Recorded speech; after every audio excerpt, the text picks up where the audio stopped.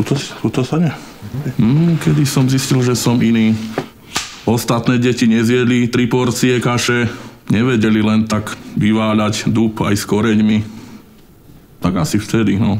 Rodičia to nemali so mnou ľahké, ani ma živiť, ani šatiť. Kamarátov, či mám, tak Miesi železo, to je môj taký parťák, alebo Vali hora, to sú takí moji kumpáni.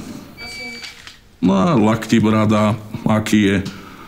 Bradu má ozaj polakeť, ale je to ináč taký suchý, konár, starý. Ja? No a horký, že som ja hrdina.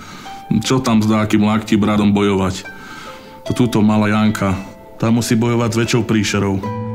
Život detí v nemocniciach naozaj nie je ako z rozprávky. Prispejte aj vy na klaunské večerničky pre všetkých malých hrdinov. www.červenynos.sk. Ďakujeme.